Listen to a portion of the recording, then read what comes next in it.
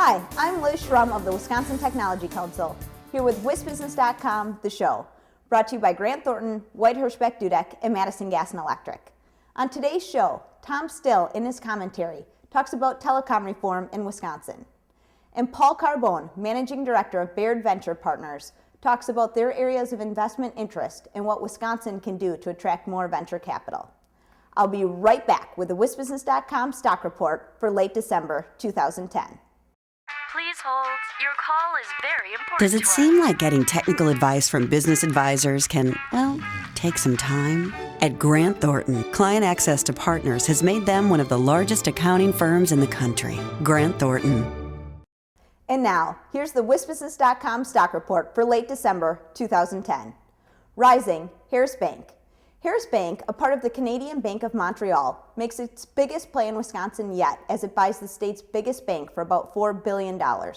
Harris previously has acquired smaller Midwest banks like the Ozaukee Bank and Rockford-based Amcor. But this all-stock deal for M&I gives it coverage throughout the state. It's the latest big acquisition to shake up the once stable Milwaukee business community. In recent years, such big names as Miller Brewing, Midwest Airlines, and Bucyrus have been brought up by out-of-state firms. And falling, government regulation. Incoming Republican elected officials, from Governor Scott Walker to the new GOP leaders of the state legislature, signal that they'll be changing the current regulatory structure in their quest to spur job creation. Among the agencies targeted for change, the Commerce Department, the Department of Natural Resources, the Department of Workforce Development, and the Wisconsin Housing and Economic Development Authority. One of the most dramatic moves appears to be at Commerce. Walker says he wants to replace the agency with a public-private partnership whose sole mission would be economic development, and that he intends to make that overhaul part of his call for a special session of the legislature shortly after his January inauguration. That's the WisBusiness.com stock report. Go to WisBusiness.com for more on these and other stories. And now, here's Tom Still with his Inside Wisconsin commentary. For more than a century, the state of Wisconsin had a straightforward mission when it came to regulating what we now call telecommunications. That's because telecommunications itself was a straightforward technology. It was two-way, voice-grade, analog wireline service. In short, telecom was a plain black telephone. Today, telecommunications is defined broadly to reflect the tidal wave of change in the age of digital computing and the internet.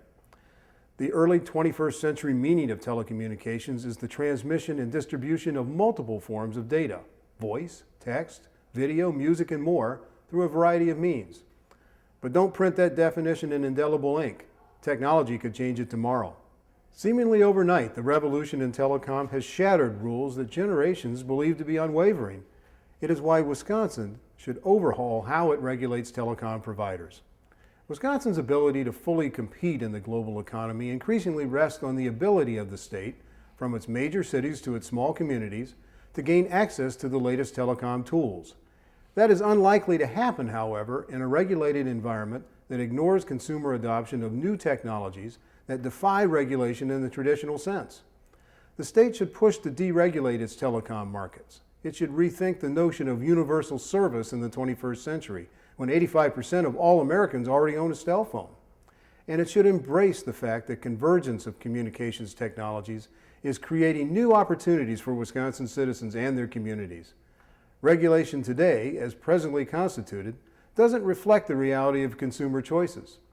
Wisconsin's telecom laws were last changed in 1994, well before the digital revolution hit full stride.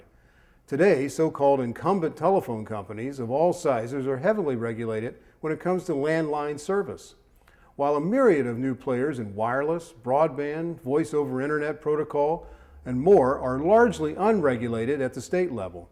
The answer is not to regulate those new technologies, which have grown steadily in popularity while dropping in price, but to unshackle companies that are still hamstrung by rotary dial regulation.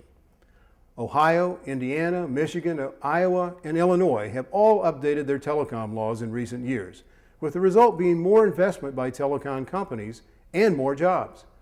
A recent study by the Discovery Institute, commissioned by Wired Wisconsin and the Wisconsin Technology Council, concluded more than 50,000 jobs could be created statewide if telecom regulations are recast. That's a solid head start on Governor-elect Scott Walker's goal of creating 250,000 jobs in 4 years.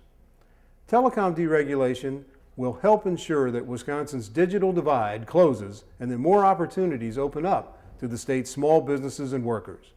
If Walker and the new legislature want Wisconsin to be open for business, a good place to start is by opening the state's telecom markets. Thanks, Tom. I'll be right back with Paul Carbone, Managing Director of Baird Venture Partners. White Hirschbeck Dudek represents companies at all stages of development and in a wide range of industries to navigate the legal challenges of regional, national, and global growth. At WHD, every stage takes center stage. I'm back with Paul Carbone, Managing Director of Baird Venture Partners. Thanks for joining us, Paul. Thank you. Born in the Midwest, R.W. Baird has been a familiar name to investors for more than 90 years. What's the company's global reach today?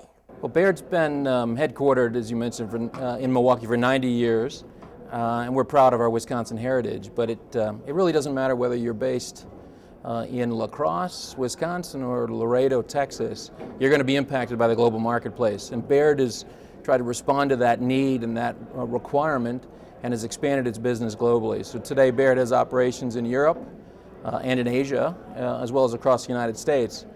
Similarly, our Baird private equity business has taken a global perspective as well. So today we have 4 core funds, 2 in the US, Baird Venture Partners and Baird Capital Partners, but we also have a UK buyout fund and a China growth equity fund. Baird Venture Partners is the US-based venture capital fund of Baird Private Equity. In what stages of companies does Baird Venture Partners invest, and in what sectors? Baird Venture Partners is roughly a $270 million venture group. We invest in early to expansion stage companies. We try to invest $2 to $10 million per company. And then in terms of sectors, we focus on the business services and healthcare sectors. And within business services would be business process outsourcing, transaction processing, professional services companies. And then within healthcare, devices, tools, and healthcare services would be of particular focus. How can Wisconsin attract more venture capital, and how can Baird Venture Partners help? In terms of attracting specifically the capital, additional capital the state needs to develop the entrepreneurial community, I think there's several things. One is we've got to communicate the opportunity set that Wisconsin companies present to investors on a national basis. We've got to get the word out more effectively, I think. Second, we've got to develop the incentives for capital to come here.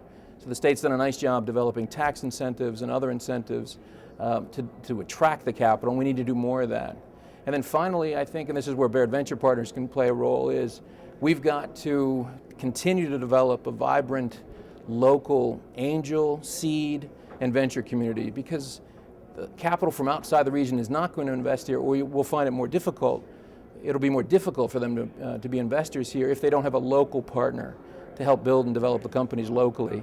So we've got to continue to do whatever we can to develop a vibrant venture community in the region. Thanks, Paul, and thank you for watching this edition of WisBusiness.com, the show. The show is produced by WisBusiness.com and the Wisconsin Technology Council, and sponsored by Grant Thornton, White Hirschbeck Dudek, and MG&E. Visit our websites to read and learn more. I'm Liz Schrum. See you next time.